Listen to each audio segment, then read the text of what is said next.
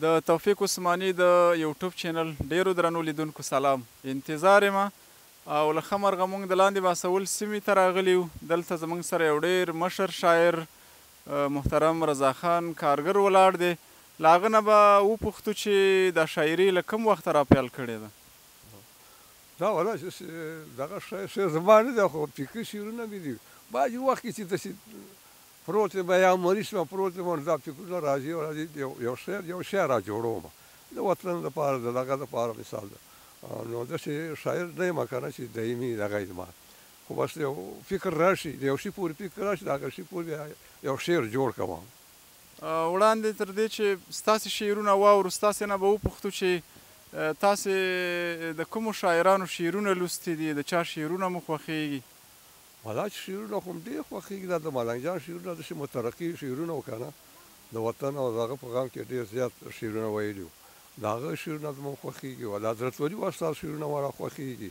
داسې دا ستا هم پکې وګال خوښېږي. مطلب دا بعضې شعرونه ښه چې هر سړي خوښېږي. نو ډېر ښه. تاسې په کوم فورم کې کارګر صاحب شاعري کړې ده؟ غزل، قصیدې، مثنوي، نظمونه، کوم شعرونه مو ډېر لیکلي؟ بعضې غزل مو جوړ کړي دي، رباعي به مو جوړې کړي دي، او داسې ده چې یو مصنوعي دغه هم جوړ کړی دی د هغه وطن د دغه دپاره، د مترقۍ دپاره چې باید داسې وشي داسې وشي.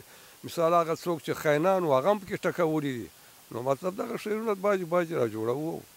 ډېر ښه. درانه لیدونکي په تمه دي او هغوی ستاسې نه یو څو شعرونه اوري. وایي د دنیا دور دی تېرېږي تا ته څه پته ده، حالات ورځ په ورځ بدلېږي تا ته څه پته ده. وایي برطانیه راغله ملک ټول را ځینې ونیولو، برطانیه راغله ملک ټول را ځینې ونیولو، لکه ښامار رانه تاوېږي تا ته څه پته ده. د دنیا دور دی تېرېږي تا ته څه پته ده. وایي پښتنو خپل تاریخ د خاورې سره خاورې کړلو، پښتنو خپل تاریخ د خاورې سره خاورې کړلو، ګورې چې خپل منځ کې جنګېږي تا ته څه پته ده. د دنیا دور دی تېرېږي تا ته څه پته ده. وایي دا لر او بر پښتانه ټول سره یو څن وجود دي، دا لر او بر پښتانه ټول سره یو څن وجود دي، او اوبه په ډانګ کله بېلېږي تا ته څه پته ده. د دنیا دور دی تېرېږي تا ته څه پته ده. وایي د پلار نیکه په نقش منګه قدم کېنښوده، د پلار نیکه په نقش منګه قدم کېنښوده، پنجابیان موږ پورې خندېږي تا ته څه پته ده. د دنیا دور دی تېرېږي تا ته څه پته ده.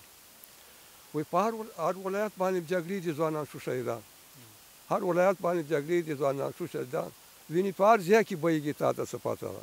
د دنیا دور دی تېرېږي تا ته څه پته ده.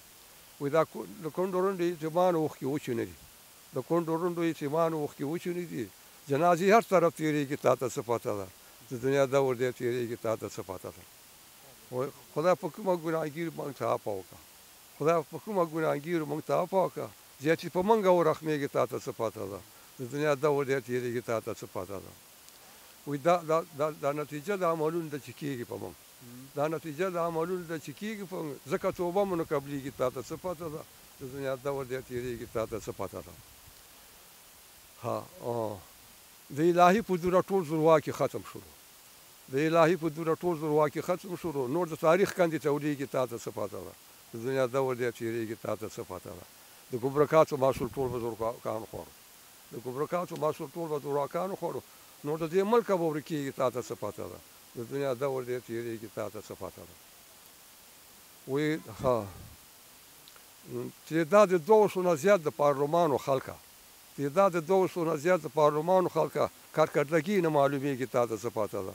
د دنیا دور دی تېرېږي تا ته څه پته ده. دا هر یو کس به 2.5 لکه تنخواه ګورئ، دا هر یو کس به 2.5 لکه تنخواه ګورئ، کار یې په صفر کې ضربېږي تا ته څه پته ده. د دنیا دور دی تېرېږي تا ته څه پته ده. وایي د ولږې تندې نه واړه ماشومان ځي خارج ته، د ولږې تندې نه واړه ماشومان ځي خارج ته، میندې په سرو سترګو جوړېږي تا ته څه پته ده. د دنیا دور دی تېرېږي تا ته څه پته ده.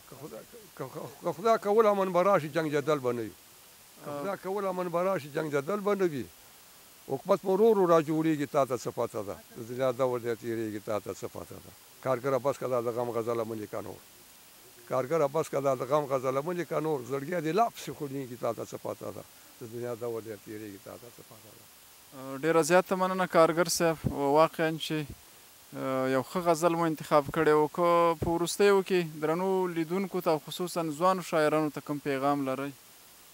بس دا پیغام دی چې هر سړی باید د وطن او دغه مینې لپاره ولري او د وطن لپاره یو شی مترقي پرې وکړي. هغه غزل نه هغه غزل چې بابولال یا بابولال دغه وي، مطلب دا چې غزل او دغه باید سړی وي چې خلک ترې پند واخلي. درنو لیدونکو، تاسې د کارګر صاحب شعرونه واورېدل. تر هغې چې بیا ستاسې په خدمت کې حاضري وو. د خدای په امان.